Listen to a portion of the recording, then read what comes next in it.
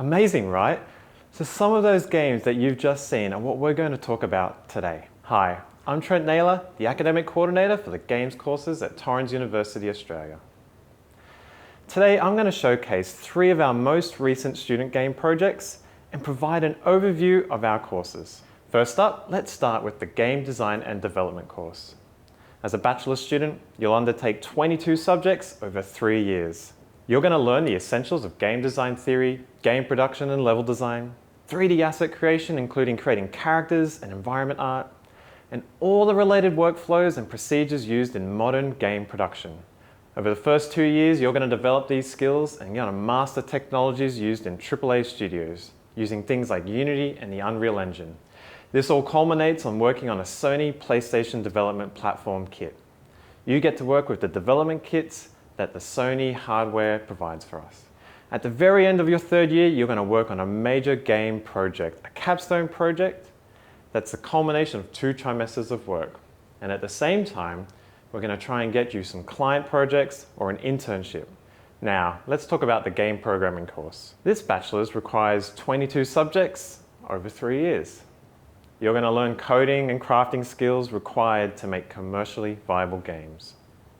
You'll cover everything from working with professional game engines like Unity and Unreal, to coding low-level graphics, AI and physics, to potentially write your own. From day one, your course is hands-on with the tools professional programmers and software engineers use to create everything from indie games to AAA games.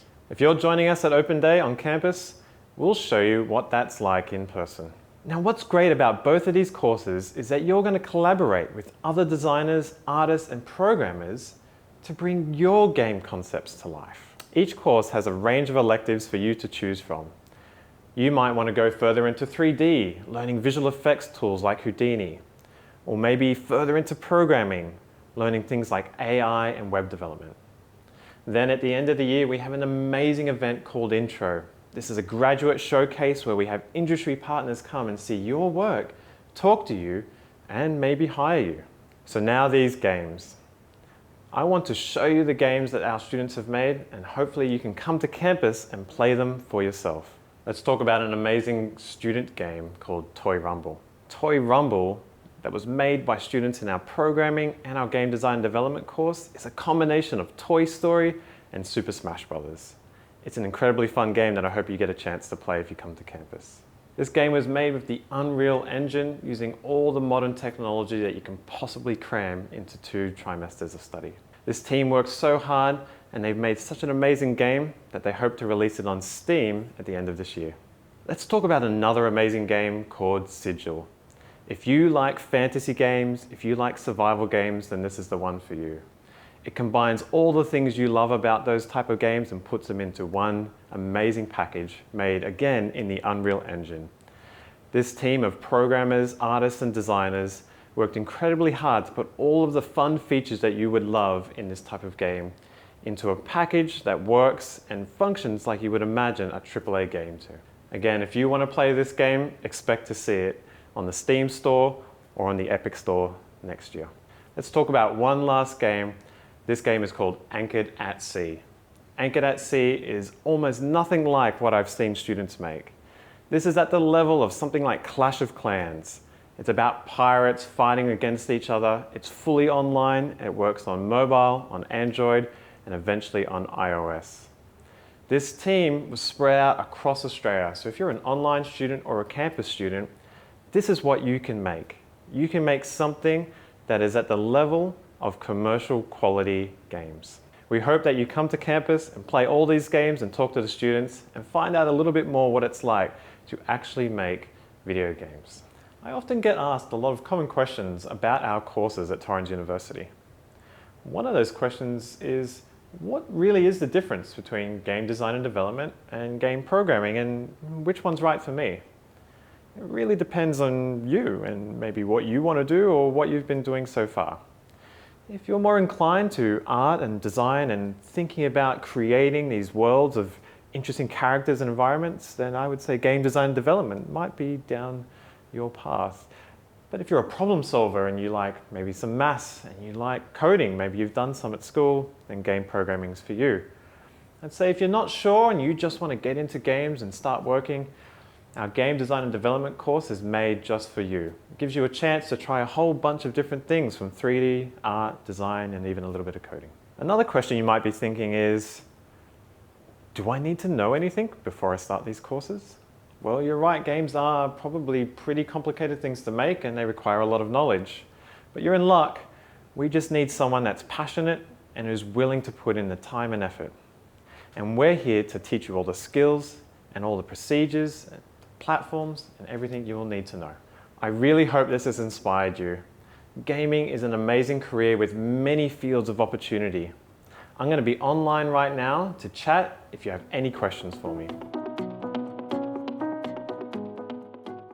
Hi, I'm Nina Oyama, and I'm a stand-up comedian. You know, the other day it actually occurred to me, aside from comedy, I have no other tangible skills. But that's why I'm teaming up with Punky and Billy Blue College of Design at Torrens University, Australia, to try and upskill. Now today I'm going to be watching a tutorial by a Billy Blue grad. I don't know what it is or what it's about, but hopefully I can learn something.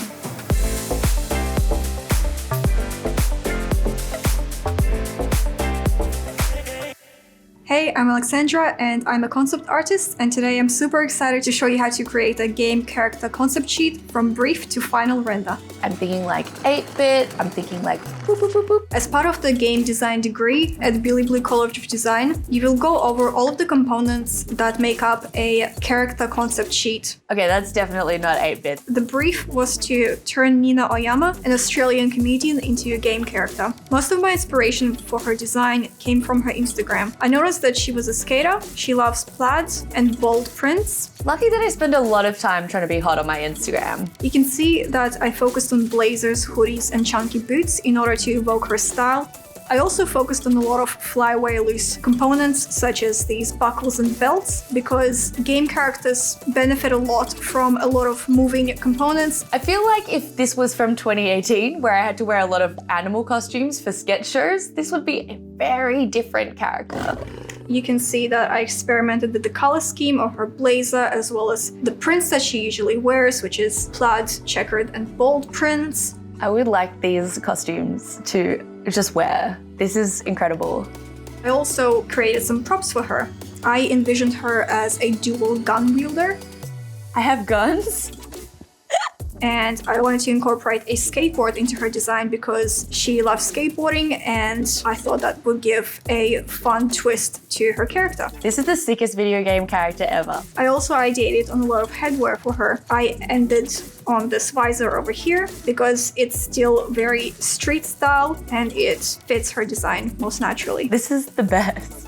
Once the ideation phase is complete, you can move on to creating orthographics. Orthographics include a front view, back view, and a side view minimum of your character and prop. You can see here that I included a front view and a profile of her portrait. She even did my eyeliner right. Aww. Once the orthographics are done, you can move on to your final render. A final render is a highly rendered version of the design with all of its components. So this is my final version of Nina's design. Oh my god! I don't think I've ever put this much effort into myself. I used a grayscale muted background in order not to take too much away from the colors. This is a very common way to do it in the industry. And that's it. I hope you've learned a lot. I did. Nina, when you see this, I hope you love it. Thank you. I do love it. Oh my god. What? This is insane. This is so cool. Like, I'm gonna cry or something. Like, there's so much work that went into this. This is very cool. I had no idea this much time and like consideration went into developing a game character. I mean, like, I'm not a designy person myself. I mean, can you do this on Paint? I don't think so.